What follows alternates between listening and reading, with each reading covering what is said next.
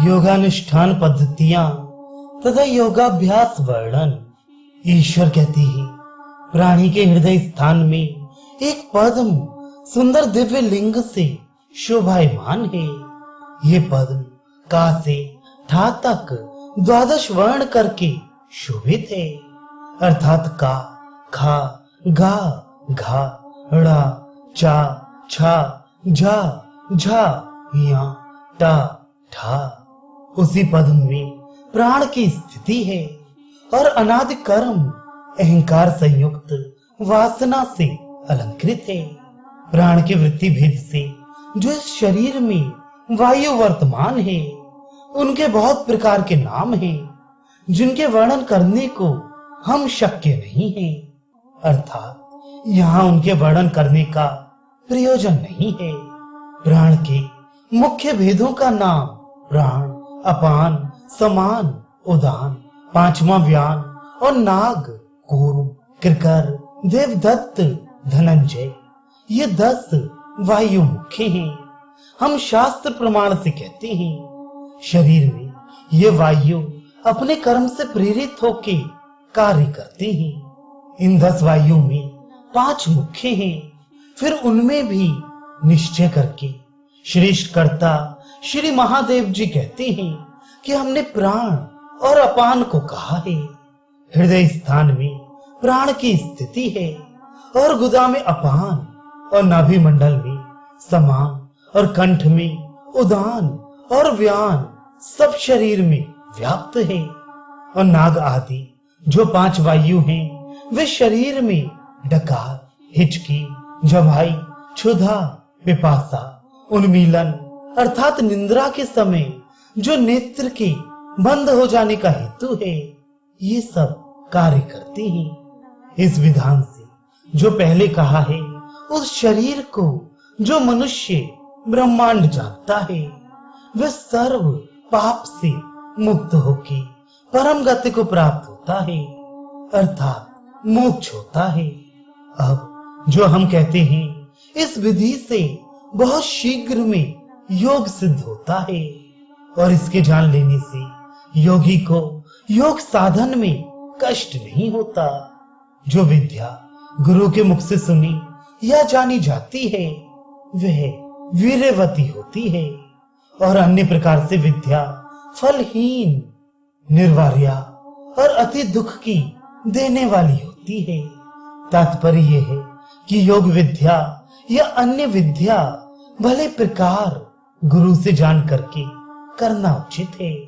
जो लोग पुस्तक से या किसी को करते देख के योग आदि क्रिया आरंभ कर देते हैं, उनका कल्याण नहीं होता। यथार्थ न जानने से कष्ट की ही प्राप्ति होती है। गुरु को सब तरह से प्रसन्न करके जो विद्या मिलती है, उस विद्या का फल शीघ्र होता है, अर्थात थोड़े काल में सिद्ध हो जाती है। गुरु पिता और गुरु माता और गुरु देवता हैं, इसमें संशय नहीं है।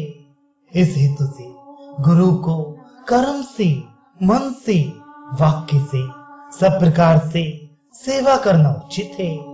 गुरु के प्रसाद से आत्मा का सब शुभ हो जाता है, इसलिए गुरु की नित्य सेवा करना उचित है। दूसरे तरह शुभ नहीं है। गुरु को 3 प्रदक्षिणा करके दक्षिण हाथ से स्पर्श करके गुरु के चरण कमल में साष्टांग नमस्कार करना उचित है। जिस पुरुष को श्रद्धा है, उसको निश्चय करके विद्या सिद्ध होती है, दूसरे को नहीं होती। इस हेतु से साधक को उचित है कि यत्न से साधन करे।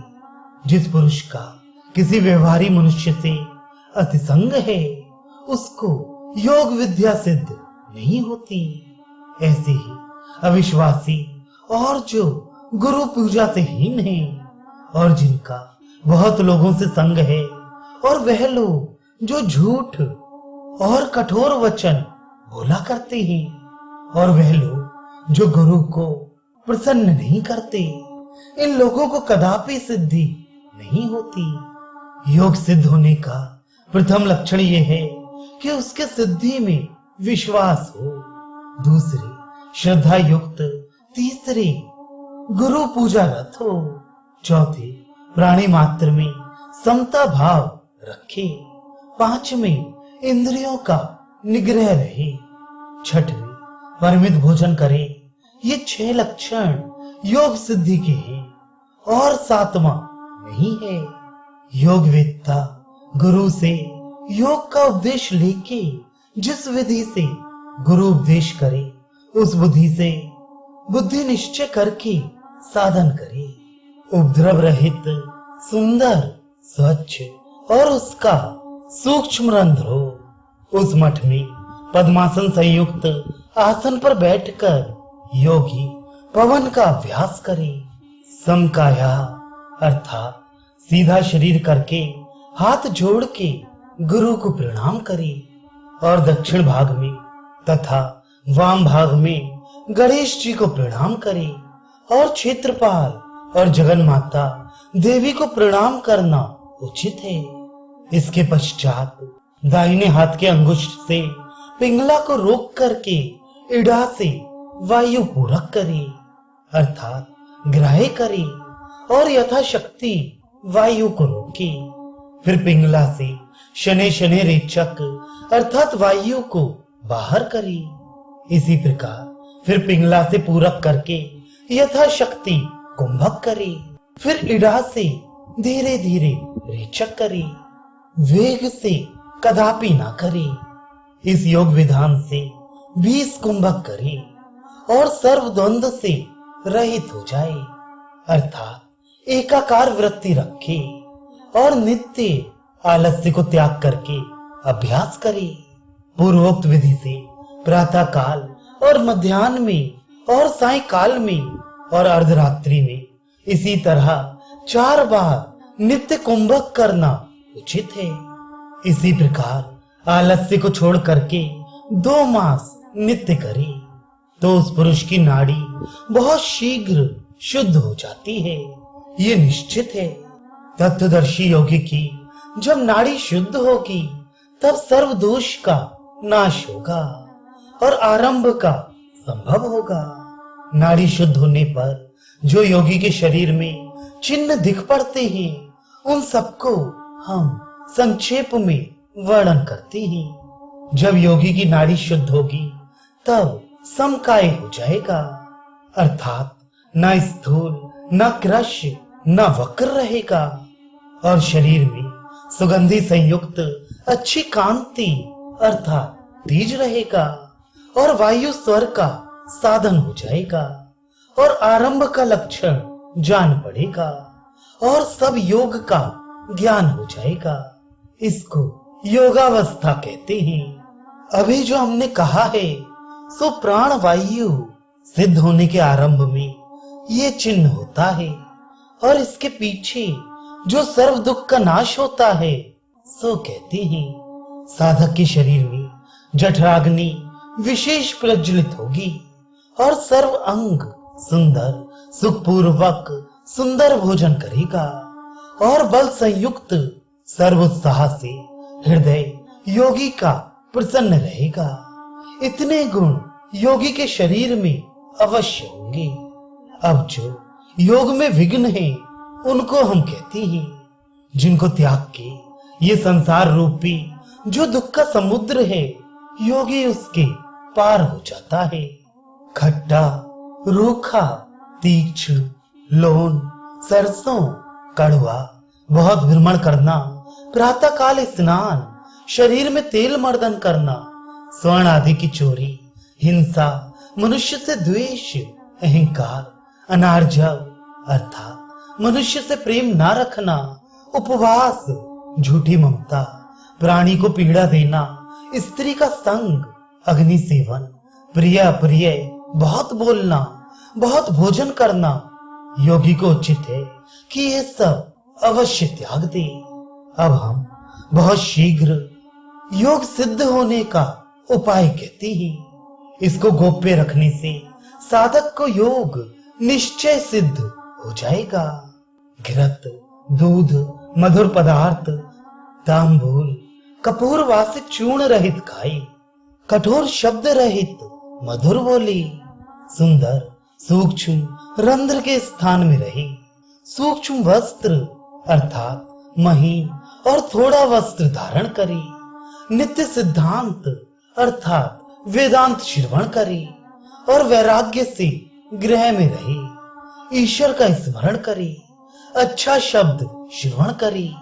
धैर्य, क्षमा, तप, शौच, लज्जा, गुरु की सेवा करी।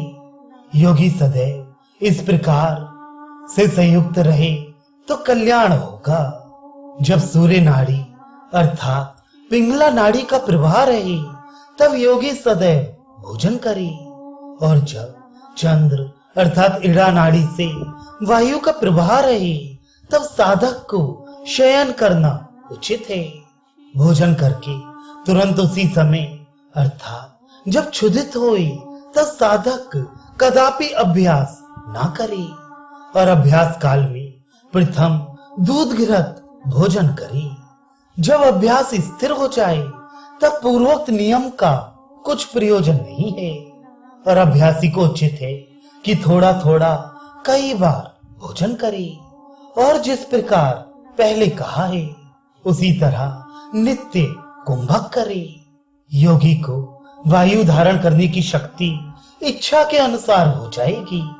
जब इच्छा अनुसार धारण शक्ति हो जाएगी, जब कुंभक निश्चय सिद्ध होगा, और केवल कुंभक सिद्ध होने से योगी क्या नहीं कर सकता, अर्थात सब सिद्ध कर सकता है।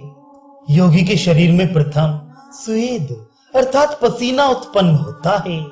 जब स्वेद उत्पन्न हो तो उसको शरीर में मर्दन करे, अन्यथा अर्थात मर्दन ना करने से योगी के शरीर का धातु नष्ट हो जाता है। दूसरे भूमिका में कंप होता है, तीसरे में आसन उठता है, फिर भूमि पर आ जाता है। उससे अधिक अभ्यास होने से योगी गगन में स्वेच्छाचारी हो जाता है। योगी पद्मनस्थ होके पृथ्वी को त्याग के आकाश में स्थिर रहे, तब जाने कि संसार के अंधकार के नाश करने वाली वायु सिद्ध हो गई। उस काल तक योग के हेतु पूर्वोक्त नियम करना उचित है, जब तक वायु सिद्ध ना हो, और योगी को थोड़ी निद्रा और थोड़ा मलमूत्र होता है। तत्वदर्शी योगी को कायिक या मानसिक व्यथा उत्पन्न नहीं होती, और स्वेद, लाला, कृमि आदि उत्पन्न नहीं होता, और साधक के शरीर में कफ, पित्त, वात का दोष भी नहीं होता। पूर्वोक्त काल तक साधक भोजन आदि का नियम करे। योगी को बहुत थोड़ा या विशेष भोजन करने से कष्ट ना होगा, और योगी को अभ्यास से भूचर्य सिद्धि हो जाएगी। जैसे दुर्धर जंतु पाड़ी ताड़न करके पृथ्वी में प्रवेश करता है, उसी प्रकार योगी भी हाथ ताड़न करके प्रवेश करता है। इस योग साधन में बहुत दारुण विघ्न होते हैं, जिनका निवारण बहुत कठिन है, परंतु साधक को उचित है यदि कंठगत भी प्राण हो जाए तो भी साधन न छोड़े। साधक को उचित है कि विघ्नों के नाश के हेतु इंद्रियों के संयम से अर्थात उनके कार्य को रोक के विधि पूर्वक एकांत में बैठ के दीर्घ मात्रा से अर्थात स्पष्ट अक्षर के उच्चारण से प्रणव का जप करे। पूर्वार्जित कर्म और जो इस जन्म में किया है, ये दोनों के फल को बुद्धिमान साधक प्राणायाम से निश्चय है कि नाश कर देता है।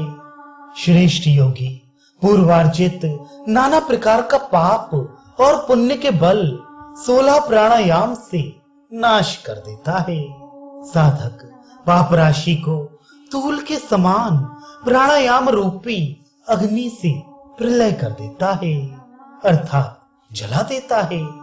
इस प्रकार से मुक्त होके पश्चात पुण्य को भी उसी अग्नि में नाश कर देता है। योगी प्राणायाम के प्रभाव से 8 ऐश्वर्य जिसको अष्ट सिद्धि कहती हैं, अर्थात अणिमा, महिमा, गरिमा, लघिमा, प्राप्ति, प्राकाम्य, ईशिता, वश्यता प्राप्त करता है। अब इन आठों सिद्धि के लक्षण कहती हैं। योगी का शरीर इच्छा मात्र से परमाणुवत हो जाए, उसको अणिमा कहती हैं। और योगी इच्छा पूर्वक प्रकृति को अपने में करके आकाशवत स्थूल हो जाए, उसको महिमा कहती हैं। और अति हल्के शरीर का पर्वत के समान भारी हो जाना, उसको गरिमा कहती हैं। और बहुत भारी पर्वत के समान को रुई के सदृश हो जाना, इसको लघिमा कहती हैं। और सर्व पदार्थ इच्छा मात्र से योगी के समीप हो जाएं, उसको प्राप्ति कहती हैं। और दृश्य अदृश्य अर्थात कभी दिख पड़े कभी ना दिख पड़े, इसको प्राकाम्य कहती हैं। और भूत भविष्य पदार्थ को जन्म मरण की रचना करने में समर्थ हो, इसको ईशिता कहती हैं। और भूत भविष्य वर्तमान पदार्थ को इच्छा से अपने अधीन कर लेना, इसको वशित्व सिद्धि कहती हैं। और योगी पाप पुण्य के समुद्र को तर के अपनी इच्छा पूर्वक त्रिलोक्य में विचरता है। पूर्वोक्त क्रम से प्राणायाम जब 3 घड़ी तक स्थिर हो जाएगा, तब योगी को उसकी इच्छा के अनुसार सब सिद्ध हो जाएगा, ये निश्चय है। वाक्य सिद्धि, स्वेच्छाचारी, दूरदृष्टि, दूर शब्द श्रवण, अति सूक्ष्म दर्शन, दूसरे के शरीर में प्रवेश करने की शक्ति हो। और योगी अन्य धातु में अपने मलमूत्र लेपन मात्र से स्वर्ण करे। और योगी को अदृश्य हो जाने की शक्ति और आकाश में गमन करने की सिद्धि, ये सब योगी को कुंभक सिद्ध हो जाने से स्वयं सिद्ध हो जाएगा, इसमें संशय नहीं है। जब योगी की घटावस्था होगी, अर्थात उसमें योग की घटना होगी, तब ये संसार चक्र योगी को कुछ असाध्य ना रहेगा। प्राण, अपान, नाद बिंदु, जीवात्मा और परमात्मा, इनके एकत्र घटना होने से इनको घटावस्था कहते हैं। एक प्रहर मात्र जब वायु धारण करने की सामर्थ्य होगी, तब अद्भुत प्रत्याहार की शक्ति होगी, अर्थात फिर साध्य और साधन में अंतर ना होगा, ये निश्चित है। योगी जो पदार्थ जाने, सो पदार्थ में आत्मा की ही भावना करे। जो इंद्रिय से जिस पदार्थ का बोध होगा, उस पदार्थ में वही आत्म भावना से वह इंद्रिय जय हो जाएगी। अर्थात जैसे नेत्र से रूप का बोध होता है, तो जब रूप में आत्मा भावना होगी, तो उस भावना से चक्षु इंद्रिय रूप में कदापि आसक्त ना होगी। जब वे आसक्त ना हुई, तब वे इंद्रिय आप ही जीत ली गई। जब एक बार में पूर्ण एक प्रहर तक योगी का अभ्यास से कुंभक स्थिर रहेगा, अर्थात 8 घड़ी तक योगी का वायु निश्चल रहे, तब वे अपने सामर्थ्य से अंगुष्ठ मात्र के बल से अचल अबोधवत खड़ा रह सकता है। अर्थात ये सामर्थ्य भी योगी की होगी, और अपने सामर्थ्य को गोप्य रखने के हेतु विक्षिप्त की चेष्टा योगी दिखलाएगा। इस अंतर में योगी के अभ्यास से परिचय अवस्था होगी। जब वायु एड़ा पिंगला को त्याग के निश्चल स्थिर रहेगा, तब परिचित होके सुषुम्ना के रंध्र से प्राण वायु आकाश को गमन करेगा। क्रिया शक्ति को ग्रहण करके योगी निश्चय सब चक्र को वेधेगा, और जब योग अभ्यास से परिचय अवस्था होगी, तब त्रिकूट कर्मों को योगी निश्चय देखेगा। तात्पर्य यह है कि जब योगी का पूर्वोक्त अभ्यास सिद्ध हो जाएगा, तब त्रिकूट अर्थात आध्यात्मिक, आदि भौतिक, आदि दैविक, मानसिक दुख को आध्यात्मिक कहती ही, और भूत पिशाच आदि से जो कष्ट होता है उसको आदि भौतिक कहती ही, और देवता आदि से जो कर्मानुसार कष्ट होता है उसको आदि दैविक कहती ही। ये त्रिकूट कर्मों का ज्ञान योगी को हो जाता है। इस कर्मकूट को योगी प्रणव द्वारा नाश कर देता है, और यदि पूर्वकृत कर्म फल भोगने की इच्छा करे तो अपनी इच्छा अनुसार इसी जन्म में इसी शरीर से भोग लेगा। जिस काल में महायोगी पंचधा धारणा सिद्धि कर लेगा तब ये पंचभूत सिद्ध हो जाएंगे और इनसे कोई कष्ट भय ना होगा। अब धारण का निर्णय करते हैं कि आधार चक्र में 5 घड़ी वायु धारण करे। इसी क्रम से स्वाधिष्ठान, मणिपुर, अनाहत, विशुद्ध आज्ञा चक्र में अर्थात गुदा, लिंग, नाभि, हृदय, कंठ, भ्रुकुटी के मध्य में ऊपर कहे प्रमाण से वायु धारण करेगा तो योगी पंचभूत से निश्चय नाश ना होगा। बुद्धिमान योगी अभ्यास से पंचभूत को धारण करेगा तो यदि 100 ब्रह्मा भी मृत्यु को प्राप्त होंगे तब भी उसकी मृत्यु ना होगी। इस अभ्यास क्रम से योगी को ज्ञान होता है और अनादि कर्म बीज को तरके अर्थात नाश करके योगी अमृत पान करता है।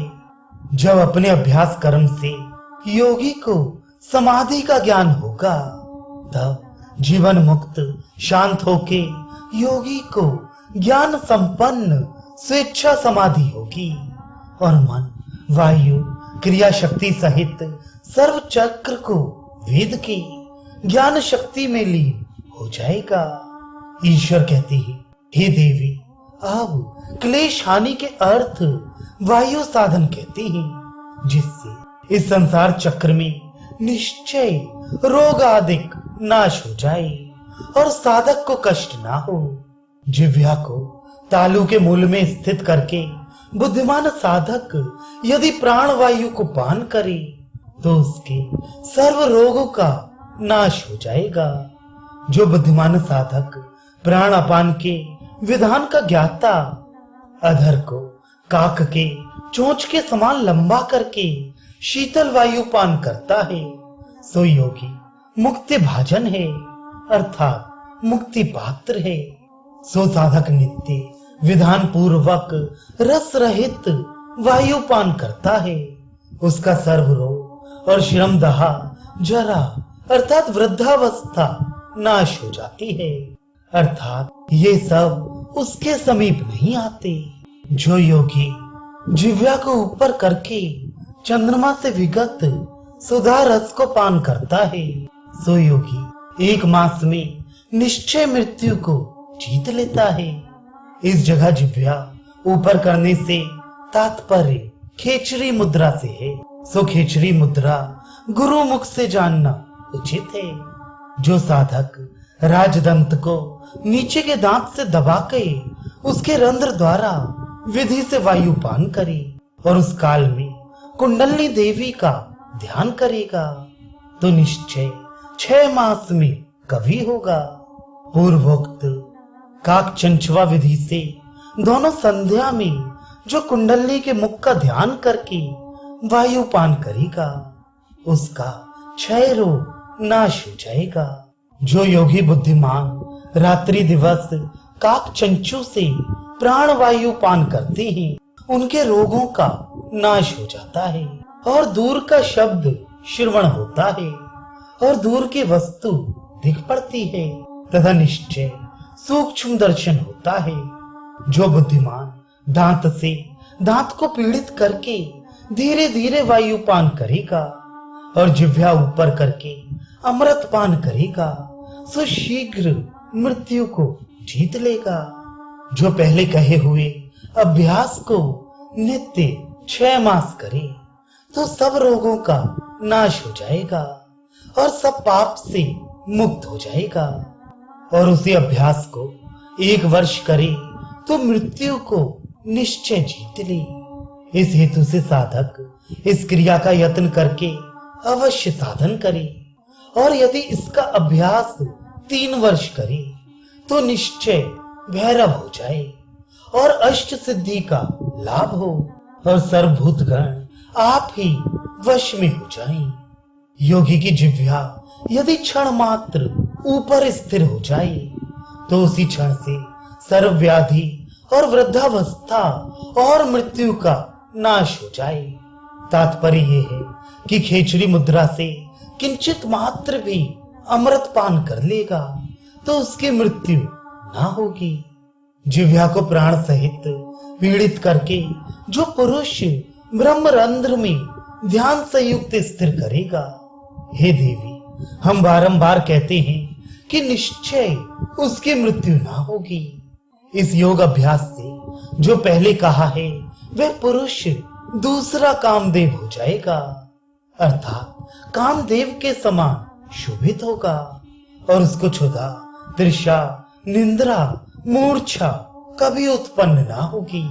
इस विधान से योगी संसार में सर्व दुख से रहित होके स्वेच्छाचारी हो जाएगा और इस आचरण से योगी पुण्य पाप में लिप्त नहीं होगा, ना फिर संसार में उसका जन्म होगा और देवताओं के साथ आनंद पूर्वक विचरेगा। बहुत प्रकार के 84 आसन हैं, उनमें उत्तम जो 4 आसन हैं उनको हम कहते हैं सिद्धासन, पद्मासन, उग्रासन, स्वस्तिकासन। तात्पर्य यह है कि और आसन करने से नाड़ी शुद्ध होती है, परंतु ये 4 आसन से वायु धारण करके बैठने में कष्ट नहीं होता और प्रधान नाड़ी शीघ्र वश में हो जाती है।